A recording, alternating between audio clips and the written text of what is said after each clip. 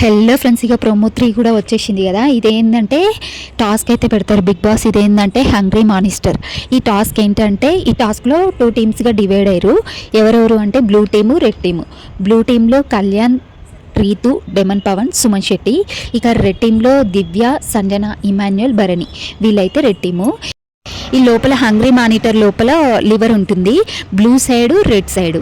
ఇక ఎవరైతే blue side లాగుతారో ఇంకా బ్లూ ఐస్ అయితే వస్తాయి, బ్లూ కలర్లో కళ్ళు వస్తాయి.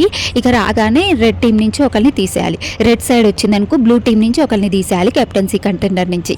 ఇక ఫైనల్గా ఎవరు కెప్టెన్ అవుతారు అని అంటే ఇక్కడ ఏంటంటే కొట్టుకొని చేస్తారు. ఇప్పుడు రెడ్ టీం ఉందా, భరణి భరణి ఏమో దివ్యకు సపోర్ట్ అంటే దివ్య కోటేస్తాడు, దివ్య ఏమో ఇమాన్యుయల్ కోటేస్తుంది, ఇమాన్యుయల్ ఏమో దివ్య కోటేస్తాడు, ఇప్పుడు సంజనేమో ఇమాన్యుయల్ కోటేస్తుంది.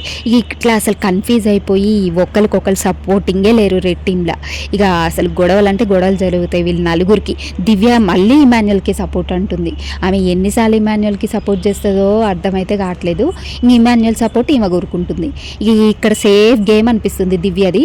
ఇక భరణికి కూడా సపోర్ట్ చేయదంట, సంజనకు సపోర్ట్ చేయదంట. ఇక దివ్య సేఫ్ ప్లేయర్ దివ్య చెప్పాలంటే. ఇక్కడ ఇక బ్లూ టీంలో అయితే అందరూ అండర్స్టాండింగ్ తోటి ఆడతారు. ఇక రీతుని క్యాప్టెన్ చేయాలని కళ్యాణ్కి బాగుంటుంది, డెమన్ పవన్కి కూడా ఉంటుంది. వీళ్ళిద్దరైతే రీతుకి సపోర్ట్ అయితే చేస్తారు. ఇక వీళ్ళ టీం నుంచి అయితే బ్లూ టీమే విన్ అవుతారు ఫైనల్గా. బ్లూ టీం అంటే లాస్ట్ సుమన్ శెట్టి, రీతు ఉంటారు. ఇక వీళ్ళిద్దరికైతే పోటీ జరుగుద్ది.